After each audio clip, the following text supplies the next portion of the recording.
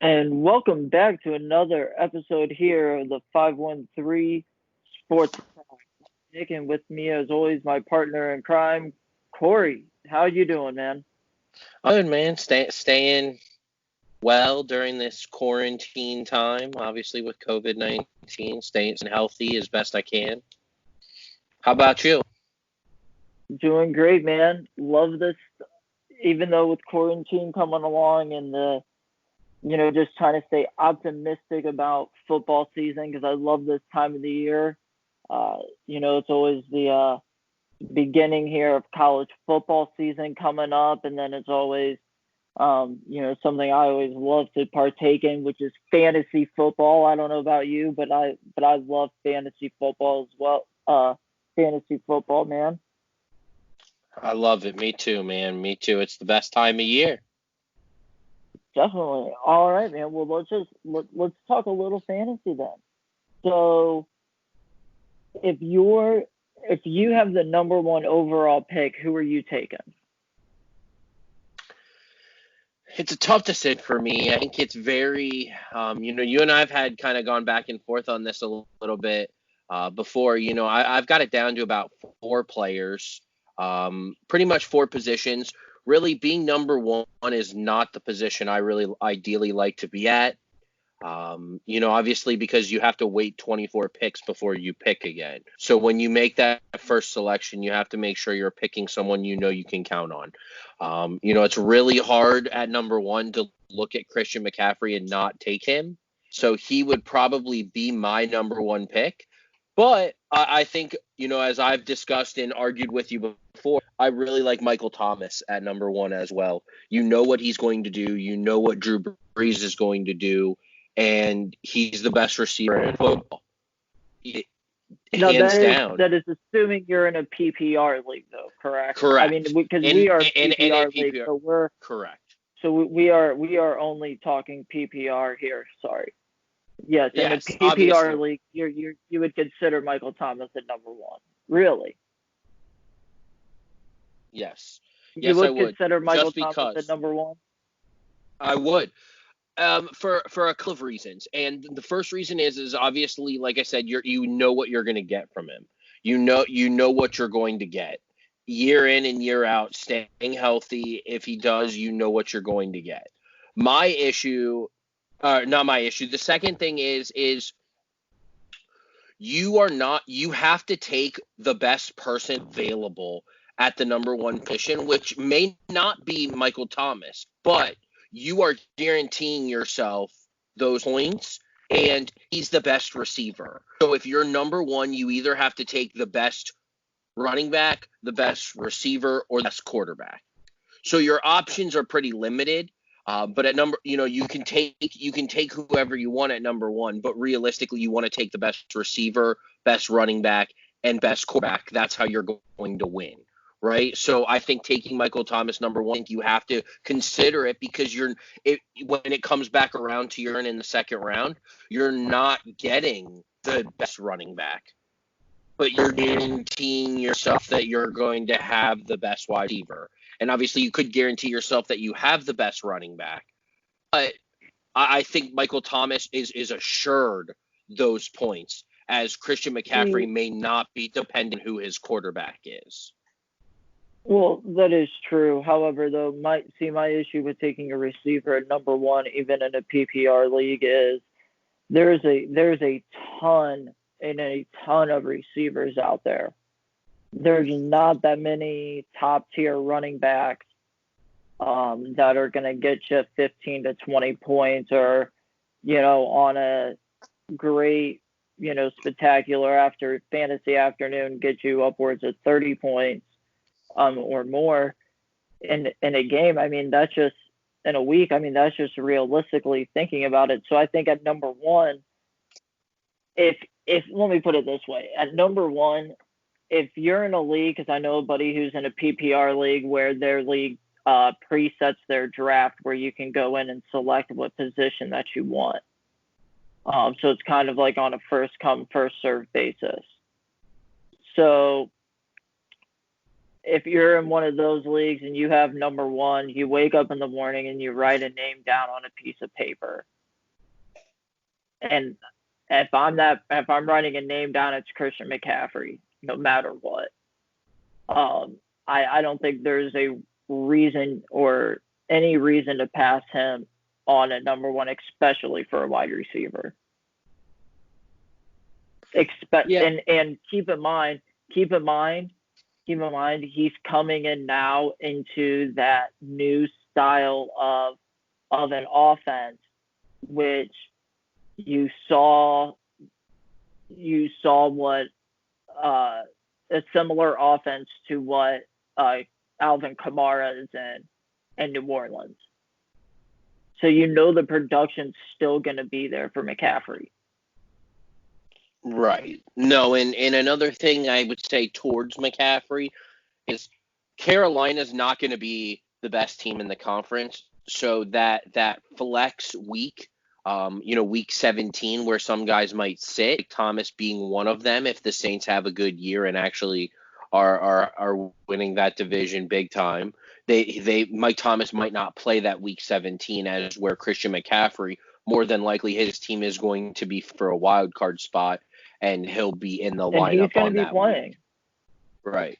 Right. And just something else to think about. Well, not only that, but like McCaffrey touched the ball like over like 70%, or he touched the ball like almost 1,000 times last year. I mean, the guy's just a machine on offense, and when he has the ball in his hands in the open field, just as anybody else in the league, maybe besides Michael Thomas and Tyreek Hill, just because of their speed, but he has the potential of taking the ball to the house every single time he gets the ball in the open field, if it's on a wheel route, if he's using the receiving game, or if he's just straight in the running game and he catches a seam and is off. I just think McCaffrey has the biggest upside at number one for any player to be taken. But okay, Cory, so you have those two, which we talked about, Mike Thomas and McCaffrey. Who else would you consider taking at number one? I think it's kind of a toss-up between one of players. I think you have to consider taking Lamar Jackson and Patrick Mahomes as well, just because at that 24, you're not sure. And obviously, most players are in leagues where they know who they're playing with. So, obviously in our league, we know that a quarterback more than likely is not going to be taken in the third or fourth round. So we don't have to worry about that. But in other leagues where you're not sure of, taking Patrick Mahomes at number one overall, not such a crazy thought. Putting out what his numbers were that he has put up and has the potential to put up, and with that offense, there's reason that you could consider taking Patrick Mahomes number one overall. Again, with Lamar Jackson is just because of his legs. Not only what he does with his arm, but what he does with his legs, and being able to run for 1,000 yards and pass for 4,000 yards. If he has that potential, you're looking at an uncapped fantasy number with Lamar Jackson as well. Now, personally, I don't think Lamar Jackson is worthy of that number one overall pick. Neither is Patrick Mahomes. I think Patrick Mahomes, I would consider more a late first-round pick in the later rounds within those 12-team leagues. And Lamar Jackson is easy late second, third-round pick for me. But I think either one of those guys is worthy of that number one, just because you're not sure what you're going to get when you come around at 24. At pick 24, yeah, I mean, you're not sure what's going to be there. Oh, definitely. I mean, to be honest, so if I'm within the first four picks this year, I'm taking a running back. Personally, just like I mean, you can never overvalue the upside to having a top tier running back or a top five running back on your team. And I don't understand, and I don't know how you could pass up, you know, even like a Saquon Barkley, a Zeke, Dalvin Cook, type player, Alvin Kamara, to draft a Mahomes or Lamar Jackson when you know they're probably going to be sitting there going late round 2, early round 3, where you would have the back-to-back pick. I mean, and the thing is You know what I'm for saying? Mahomes to be the number one pick or Lamar Jackson to be the number one pick, they would have to throw. You would want to throw 50 touchdowns, and you would want Lamar Jackson to run for 10 touchdowns, 1,000 yards, and throw for 5,000 yards and 40 touchdowns, which that's not going to happen in that Ravens offense. No. They hand the ball off too much for that to happen. But I do see when people are coming from. Obviously you and I have done some mock drafts a lot lately, and we have seen Mahomes go number one overall in a couple of those mock drafts. Definitely. Now, if you're in a deeper league, like my buddy is in a 14-man league, snake draft. If you're in that snake draft and in some of these deeper league score, would you consider at like 14 with your back-to-back pick taking Mahomes and Kelsey if they're both available? So and missing I out on would. running backs and wide I receivers? would. I 100%, and I'll tell you why. Now, I would consider, depending in those, especially in a deep league, especially in a deep like that, I would really consider doing that. Kelsey, because he's the number one tight end. You know what you're going to get from him, and again, you can pretty much assure yourself you're going to get 30 touchdown passes. You're going to throw for 4,000 yards, and you're going to get some razzle dazzle with the feet as well. So, I mean, you would consider doing that. You could even consider him and Tyreek Hill. The issue is Tyreek Hill gets injured. So having Kelsey, you would consider it. Obviously, depending on who's left in the league, because obviously there could still be, at 14, you may still be able to find a top wide receiver at that pick, as well as you and I found out again in other mock drafts, is we were able to look at Julio Jones at pick number 12, which is something Right. that you wouldn't really think of. So I think it just depends. But I think if I had that opportunity, because again, I would at 14, I would be getting a number one quarterback and a number one tight end in your first and second round picks, and it's really hard to not pick that with that, what especially depending on what's left. If the top four wide receivers and the top four running backs are gone, and Mahomes is still there because people are settling and taking running backs and wide receivers because they're afraid, and no one takes a tight end, why would you not take Mahomes and Kelsey sitting right there? The ups, and I agree with you. I'm a big guy on. I'm sometimes a big guy on getting a high quarterback with a top receiving option, especially in PPR leagues. Um, and I'll tell you why. I was in a PPR league years ago, Cory. And it's good to show some age here. Was with T.O. and Tony Romo combination in Dallas. And you know how deadly that was? Remember how deadly that combination was for that 1 year? Well, let me tell you something. That made me a firm believer in having a quarterback receiving combo in fantasy football, because it 100% pays off. And if you can go out and get one of the best quarterback receiving combos, it's Kelsey and Mahomes. It's right up there with Gronk, Brady.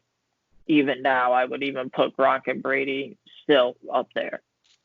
But with the fantasy numbers that Mahomes and Kelsey can put out week to week, yeah, I agree with you. I don't understand how you couldn't pass it up. Especially when you don't get a pick till 30 again. You don't get a Right. pick for 28 picks. And how many times last year did Mahomes have like 40 points and Kelsey had 30 or 35 Well, you don't himself? have you Well, don't have that's to tell me 75 about points right there. well, you don't have to tell me about taking a wide receiver. I've taken Antonio Brown constantly in leagues before with the first pick and passed on running backs because I knew what he was going to give me. So, I definitely would do it. I think at 14 and 15 would consider doing that if they were both available. Absolutely. Definitely. So who were okay, so I know you're big on receivers. So Cory, who are some of your sleeper running backs that you would have this year? Matthew, our good old friend from ESPN, not really Matthew Berry. Here's your top 10 running backs. Um, McCaffrey obviously one, Barkley, Zeke, Kamara, Dalvin Cook, Clyde Edwards, Heliar, Derrick Henry, Joe Mixon rounds out the top 10. Then you have Josh Jacobs, Eckler, Aaron Jones, Nick Chubb, Kenyon Drake, Miles Sanders, and Chris Carson to round out the top 15. Um, who do you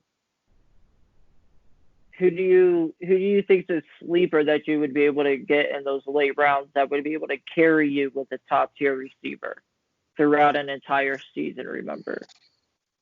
Well, I didn't know if you heard him, but I had him last year on my team, and I actually got him before you did. I think a guy I really like that I think you might be able to get. I don't know if you said his name. I can hear for a second, but I really like Nick Chubb in Cleveland. I think Baker Mayfield finally understands the offense the best way possible. You've got threats on the outside with Jarvis Landry and Odell Beckham. You still got a deep threat in your tight end in Njoku. So I think, and Nick Chubb had a monster year. So I do like Nick Chubb. Recently, I'm not sure who it's going to be yet, but I would also really be high on the starter, whoever it becomes in Washington. Obviously, with Darius Geis being dropped for his legal issues. So whoever gets that is obviously going to be a complement with Dwayne Haskins, and Dwayne Haskins needs the play action to be able to be successful in Washington. And so I think you might want to look at maybe someone you could get in the later round would be someone for a Washington running back because they're going to be used an awful lot in that system. Obviously, I'm always high on the top four, McCaffrey, Zeke, Kamara, I'm high on all the top. Saquon Barkley, high on them, obviously, but in later rounds, I think is when it gets tougher. Another guy I really like, who I've had on my team in past years, who's been pretty solid for me, may not get the reps this year that you would normally see, but I always have liked Philip Lindsay. But obviously, with Melvin Gordon in town, he's probably going to get as many reps, but I think Philip Lindsay is always that guy as well because I've always liked him as well.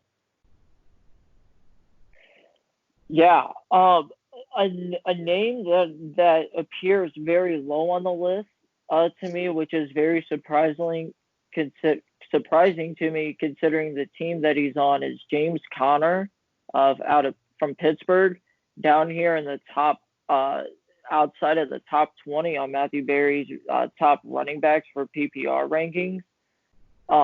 Very surprising to me considering how much Tomlin likes to use his running backs. What do you think about that, Core? Yeah, I think Do you it's think very low. James Conner could be a sleeper pick out coming into this season, especially having Roethlisberger back? Yeah, I definitely do. I definitely do as well. I definitely do. I think that he is very underappreciated. He had a monster year last year. Not as big as the year before, but I mean, he's a solid running back. he's going to do very, very good things. I do like him. Someone I really like, who everyone has been really high on this year. But I'm high on Joe Mixon out of the bank from the Bengals. I think he's going to have a big year. He's going to need to help catch out of the backfield, and high on Joe Mixon as well. Definitely. I'm just looking at that list as well. Someone who people are afraid to take is Derrick Henry. And a lot of our mock drafts, he has been falling. Derrick Henry, I would not be afraid to take Derrick Henry. I think Derrick Henry's a good running back, and I think he's going to have a big year. I think Derrick Henry is going to have a big year as well, even though with them drafting J.K. Dobbins out of Ohio State. Um, I think that's why a lot of people have him low, because they did take J.K. at a higher draft pick, which, that could, fantasy gurus means, oh, there's troubles with Mark Ingram and his value and how he's going to be used. Personally, I don't think so. I think it was more of a, hey, let's make sure we get a good running back out of this class, just in case Mark Ingram goes down. We do have a solid choice, a solid backup to fill in that position, for a team, to make a playoff run and ultimately a championship run, because that's the goal, right? So I don't think Mark Ingram's fantasy value is going to go down at all. Another guy I wouldn't sleep on would be Melvin Gordon in Denver. Philip Lindsay, I looked at him, off waivers one year, and when he was putting up 18, 20 points a game for you. So don't sleep on Melvin Gordon. He's still a good running back. They have a good offensive line. They do. Denver's going to be really, really good this year. They're going to be very hard to beat this year. But I think the one guy I think you and I have both agreed on that we haven't talked about yet, who did not have a big year. He, in my opinion, is still the best running back in football when healthy. I can't believe he's dropped. But don't forget, Todd Gurley is in a new home in Atlanta. Todd Gurley, I've taken him as my number one running back option in mock drafts this year because I'm not afraid. I think Todd Gurley is back. I've seen his Instagram. He looks healthy. He's working out.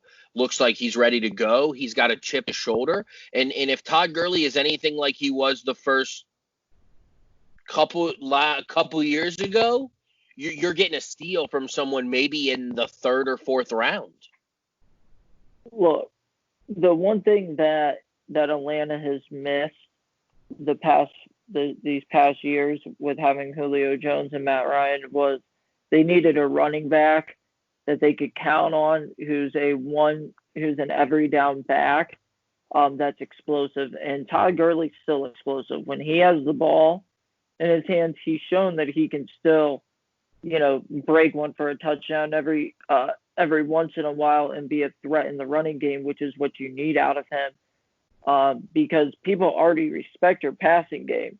They commit numbers back there. So if you can just get Gurley in space in the running game, or maybe on a little dump downs to him, get him in the open field, he's going to be a great fantasy guy. That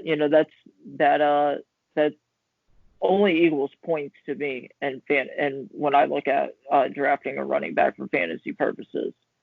What do you think about the wide receiver position this year, Cory? Who are your top wide receivers outside of Michael Thomas, DeAndre Hopkins, and Devontae Adams? Yeah, so it's a really deep class of wide receivers this year. Obviously, every year it is, but I'm really, obviously, Julio Jones, I think people are sleeping on him. I think he's going to have a really big year. I think people kind of forget about some of these other lower guys. I really like Chris Godwin in Tampa Bay, and I like Mike Evans in Tampa Bay. But forget that they have the GOAT Tom Brady throwing to them. They're going to have big years. I think someone, that people kind of forget, about that's really really solid as well is Adam Thielen in Minnesota. He's the guy now. There's no more Stephon Diggs in Minnesota, so it's Adam Thielen's show now. He's been a number one receiver for a long time, and he's still really solid. Another guy that I took last year, who everyone thought I was crazy for, but I really like DJ Moore in Carolina. DJ Moore is not your Julio Jones. He has those games sometimes, but he's a guaranteed 10 to 15 points a game. You can get him a little later, but he's good. I really am high on him, and I'm really high on Amari Cooper. I love Amari Cooper. I think in Dallas he has just blossomed, and I think he is gonna have a Man, monster don't year get as me well. started on Amari Cooper. Don't get me started on Amari Cooper from a fantasy aspect. Ooh, Cory, you know more than anybody about that Amari Cooper incident a few years ago. Ooh, but I think I think Odell Beckham Jr. is a solid choice if you can get him, especially in the second round. Um, I'm not. I like Amari Cooper. He's just always shafted me in the past, so I don't really enjoy having him on my team. But he's definitely a solid pick at wide receiver. With having Ben Roethlisberger back, I think Juju Smith-Schuster fantasy value has increased. Apparently, Ben is, from what he said, he's been able to throw stronger for what that means for his age. I don't think you can go wrong with A.J. Brown in later rounds either out of Tennessee. Uh, you know, I like the guy, and people say you can't really trust him, but I like him. I like Robert Woods.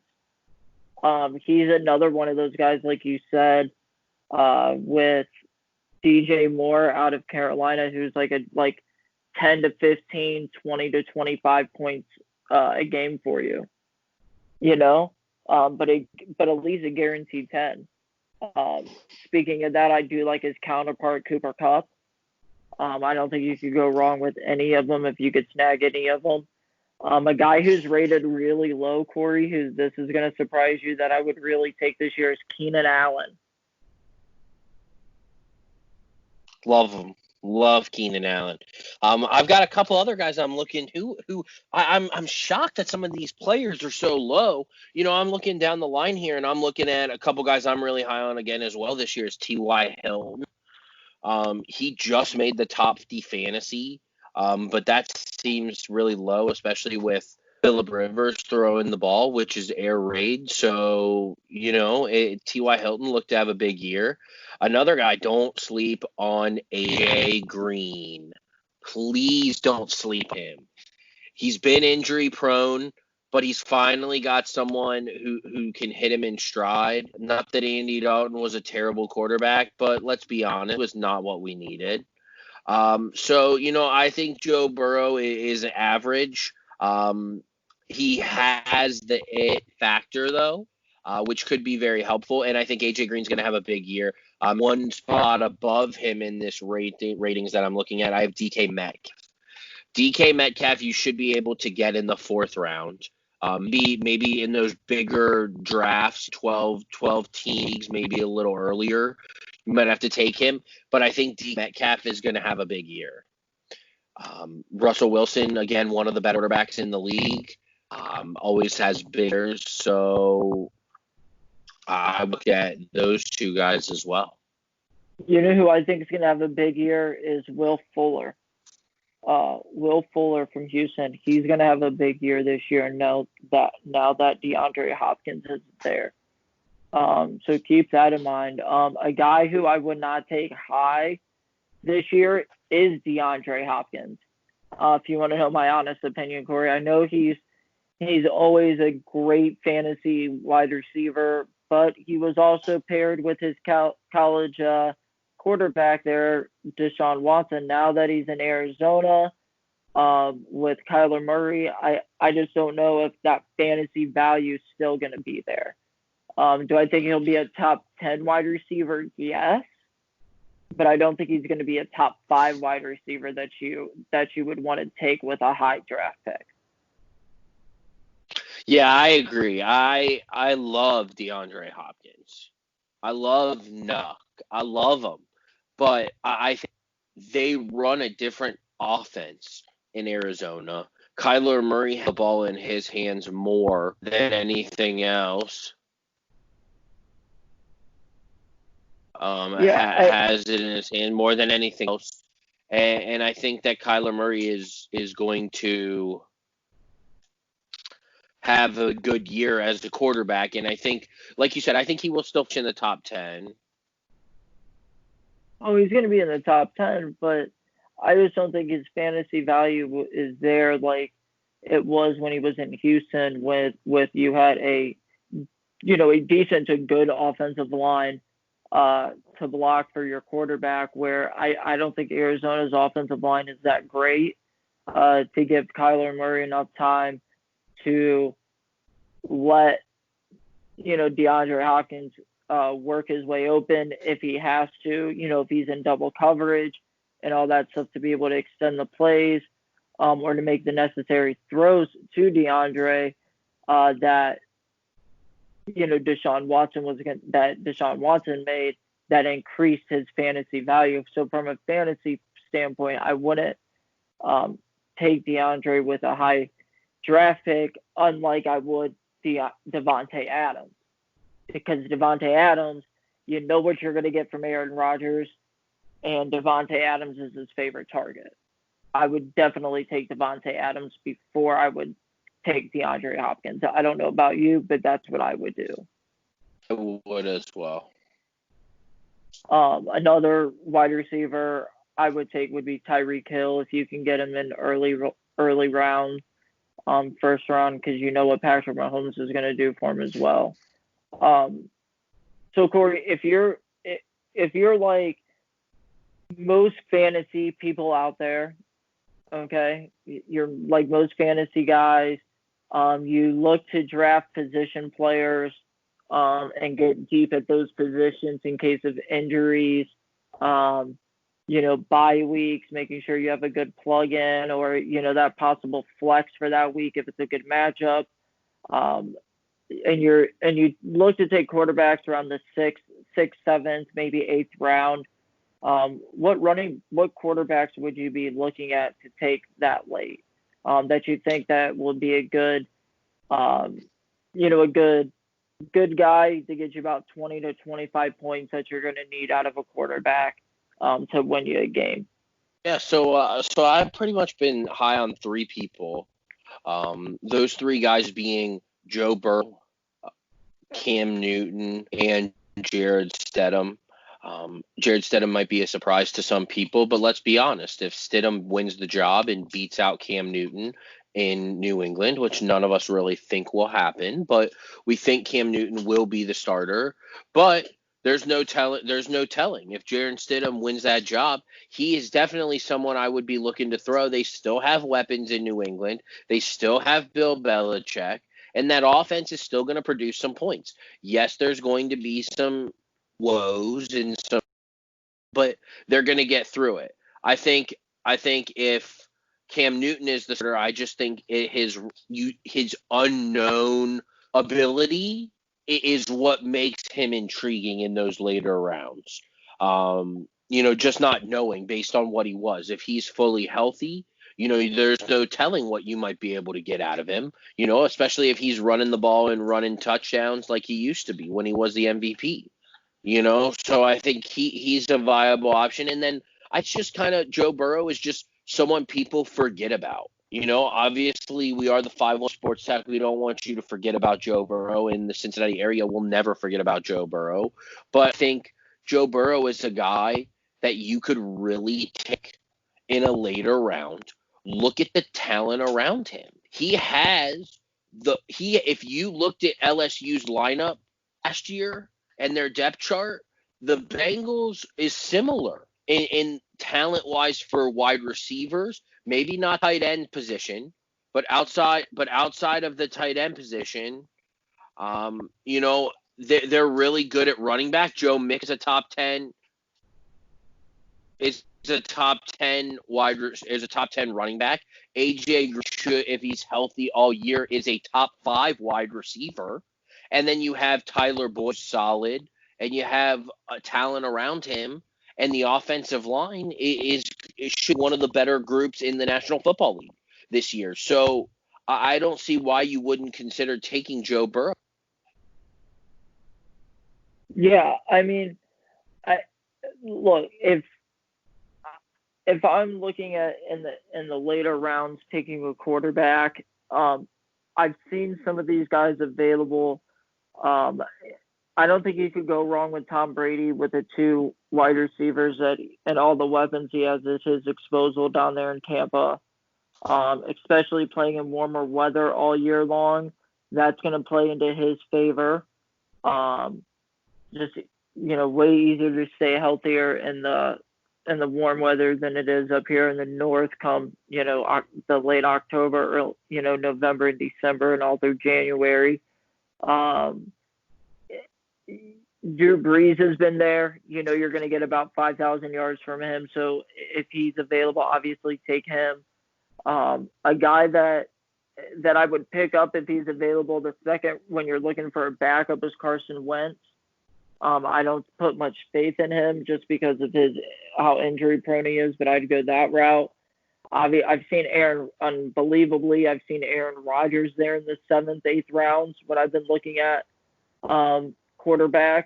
And I've been like, well, that's a steal because you know what you're going to get out of him. Don't sleep on Matt Stafford either. They got some help on defense out there in Detroit, so I think that's going to turn some things around. And if he manages to stay healthy all year, he's going to be a great fantasy guy. Don't sleep on Baker Mayfield either. If you can pick him up, if you're looking for a quarterback in the late rounds, because as a backup for a bye week, because maybe you took Mahomes early on. Don't sleep on Baker Mayfield.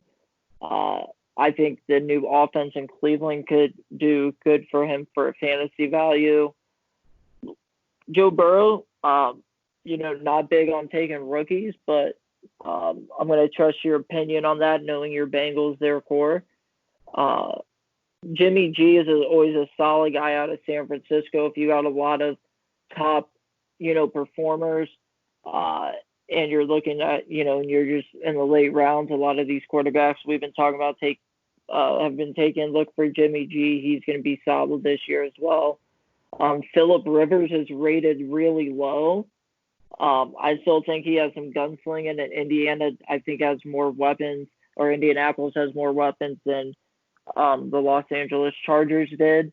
And I think that they had younger talent too. So I think that's going to work in his favor.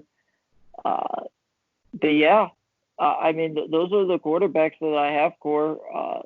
Anything that you like about any of those guys? I agree with you. I think we've talked about Phillip Rivers before. I think he's going to have a really good year in Indianapolis. They do have a lot of talent. They don't have a lot of running backs, and they're going to throw the football a lot. Look for Phillip Rivers to be a top 10 quarterback this year. Oh, definitely. Well, Core, it's always good to have on a Sunday afternoon here while we're recording is some old Carolina barbecue. So if you're in the Mansfield, Ohio region, go out to Old Carolina Barbecue and grab some amazing barbecue. It's amazing. Their ribs are phenomenal. They have some great pulled pork. Their cornbread is amazing. All of their sauces are great. They have great wings. They do carry out, which is great. They're all taking, all the necessary precautions to make sure every one of their customers remains safe throughout this pandemic. I know the owner has been in there constantly making sure that everything runs smoothly and make sure that everything is being handled properly, so that way everybody is safe. So if you're in the area, just go out to see them. This show is sponsored by the Old Carolina Barbecue, so please go out and see them. speaking about the pandemic, core, I think another thing that has gone great is what the NBA has done with the NBA bubble down there in Orlando. I don't know about you, but it seems that they figured out a way where they can safely continue the rest of their season and have a playoff run. It's one of those things where it's very interesting what they decided to do. They took all the teams that were going to be there and they put the bubble in one spot. They're not allowed to leave that spot. Their food comes from that in that spot, and from there they are able, they put haircut places in for other things they can do, but they don't have their family members are not involved. They are only in the bubble, those players, and they're playing games with no fans, virtually with virtual fans, online. But I think it's a great thing that they're doing. I think other sports need to adapt that, because I do think it's a great way to be able to continue to get the things done that's needed, to be able to continue their season and let these players do what they're supposed to be doing for a living. I agree. I like what the NBA did. Um, and I think the NFL should have been thinking about doing this a lot sooner. Even though it is, harder to play mass games, like the NBA can, where you can set up different basketball courts in a mass, auditorium style building, and you can play multiple games back to back on a basketball court. It's just way easier to do that than it is football, I feel. Just because of all the prep that it takes, for basketball, you got to change, put on some shorts, put on your jersey, boom. Football, you got to put on the cleats, all your pads, and everything that just goes into preparing for a football game is way more than it is for basketball. But you would feel that the NFL would have worked something similar out for their players as well to make sure that they were safe going into it, or model something after the NBA, because what the NBA has done is great. They've still been able to put out. I mean, I've watched some of the games. They're still entertaining to watch. You know. Yeah. No, Uh, they are. They're very entertaining. And I mean, if for the people who are listening who don't really follow, necessarily, the NBA or the MLB, those are the two that are kind of going on right now, and both doing it completely separate ways. The NBA obviously did the bubble, and the MLB is doing just playing in home games with no fans. Now, obviously, if you don't follow, you wouldn't know. But baseball has been having very many issues with having to cancel games due to players players having COVID testing. 19. There are so Now, many. There are so many different players that have had it, which has caused them to have to make up these games with double headers and put a lot more strain on the 60 game season that the now, MLB is going to. what I don't understand from an MLB aspect, okay, is if you wanted to have a season and you wanted to do it as safe as possible, why wouldn't you kind of do what the NBA did, is put your teams into a bubble, but do it at your spring training facilities?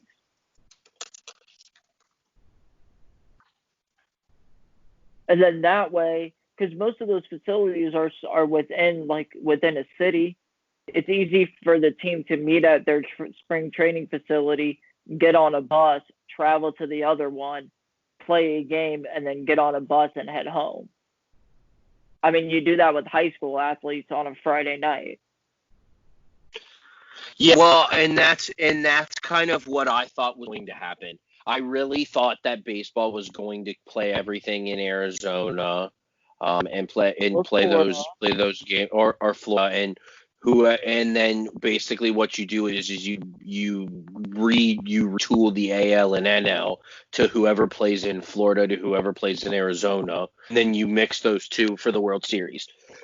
I mean, it's I'm glad baseball's back. It's good to have something to watch. Obviously sports wise, but obviously baseball season is threatened due to the outbreaking coronavirus cases. So, I hope that they're able to continue and people stay safe. They've got their own protocol with certain ways. If a player's not feeling well, they have to go on injured list for 10 days unless they appeal it with a test that proves that they're not. So the way they're doing it is not the same as they are for the NBA, as when a player contracts it, that it's in the bubble. They make them leave the bubble, and before they can come back into the bubble, they have to pass a test to make sure that they are in and are good. So I think there's two different ways to do it.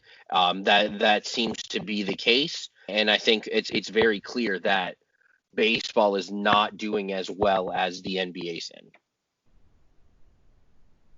Yeah, no, definitely. The MLB is definitely not doing. I think the Marlins had to cancel like two I complete, just maybe think three it's complete series. something. Nick, how do you feel about it? Well, I mean, I personally think that the MLB is definitely not handling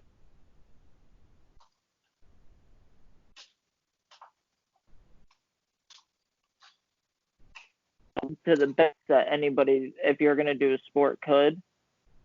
Um, Other than that, I mean, the MLB I personally think they should have just said everything in Arizona and Florida. That's my opinion. Yeah, no, and I agree with that. But obviously, here we are with the season underway, and the cases are just doubling by the day in the MLB. So they're trying to get a hold on it, and even the commissioner has even said that there's an issue with it, and the season is threatened because Yeah, of it. definitely. Well, so with all that being said, I mean, um, do you think do you think football can happen at this point, or do you think So football will it's happen? So I think it's a very touchy subject. I do think football will happen. I think the NFL will happen. I'm not sold on college football. As much as I love college football, if you know me as a person, everybody knows that I like college football more than I do NFL football, even though I love my Bengals. Um, I think college football is threatened, especially with the MAC already canceled the season. I think it's kind of going to be who's last. Who's going to be the last conference to do it? Who's going to be the next conference to do it? I think there's always that weight being done. As the And I NFL, I agree think the with you, and NFL. that leads me into the so Core, and just speaking. Hold on one second before we go into what the NFL, because I think the NFL season will happen, as well. But with college football, do you think that this could be? Do you think at the NCAA, let's say it's not even colleges or conferences canceling seasons, and let's say just moving them to the spring, right? Let's say the NCAA steps in and says, no, we're canceling all sports until this thing is under control, until we can guarantee the safety of everybody. Do you think at that point, if universities were like, no, we still want to play, do you think you could see universities start splitting away from the NCAA, and this could be the end of the Power Five conferences, and you could just see certain the certain of these Power Five teams, or all these Power Five teams, just forming like four different super conferences, if you will. I And they don't. just crown their and they play for their own championship? I mean, do you think that's a possibility that this could be the end of the NCAA though? I don't. I don't at all. I think the NCAA could For easily football. cancel sport for football. Yes, no, I don't think that will happen. I think honestly, I think the smart thing to do is to be more prepared next year, which they will be. I think what you're going to have to do is each conference is going to you're just going to have to play games back to back. You're going to have to play games on Friday. You're going to have to play games on Saturday, and you may even have to play games on Sunday. I think you basically host them like you've done basically for the NBA. I think for college football, I think what you have to do is, for instance, in the Big Ten, since that's kind of where we're comfortable, the Big Ten, I think the Big Ten needs to go to Indianapolis. I think you put them in a bubble in Indianapolis. There's a couple football stadiums where you play no fans, and you play those games, and you have them recorded with cameras like you normally, and you play those games. You play a game at noon, a game at 3:30, and a game at 7. That's 6 games on Saturday, or you can get those done, and you can play even on you can play on Friday night and play 4 games on Friday. So I mean I think that's kind of where they need to go, and I think they're going to get there in a month. And so with that being said, I don't think college football will happen. I The really amount don't of stuff see. I that really goes don't. into.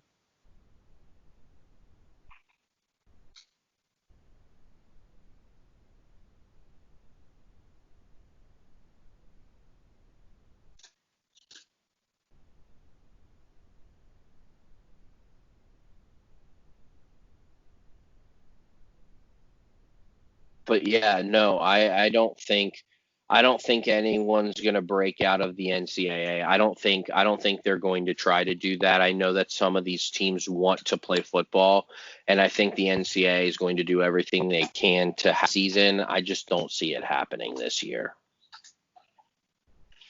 Okay. Alrighty. Well that's all I have here, Corey. I mean that's what's been going on here. Any shout outs this week here? This For anybody? Anybody you want to give a shout out to? Yeah, so I think we really touched on it already, but I think my shout out would just go to the commissioner for the NBA, Adam Silver, for just how putting not only putting it together, but putting it in place and having it play out and it be really a really good product still, even though it's all in one spot. For it to still be that way is unbelievable, and I think he deserves credit for everything that he's doing and is putting in place to make sure that everyone is safe. So my shout out would be to Adam Silver. I have to give my shout out to him as well. Um, not just for um, not just for the way he set everything up, like with making sure that they were in a bubble and all that, which is, props to him for making sure that everybody's safe. Because you already touched on that. I'm going to give the other aspect of the shout out is uh, to the point of being the commissioner and deciding what teams to bring into this bubble. You know, because you can't just open it up to, he there was, a thought of bringing everybody into the league and doing it. When then he made the decision, or the decision was made upon and he signed off on it, was, look, we're only going to play a certain amount of games and then we're going to jump into the playoffs, because we were kind of at that playoff, start anyways. So we're going to do this, and we're only going to bring the teams in that were in the playoff contention. And that's actually a really hard move to make as a commissioner, to decide, which players do and do not get to see, the end of their season, or get to play their full season, if you will. I don't know about you, Cord, but that I give him a shout out for, because that's on top of everything else. That's also not, that's also a very tough decision to make as a commissioner, because at the end of the day, you want to see every single one of your players be able to finish their season.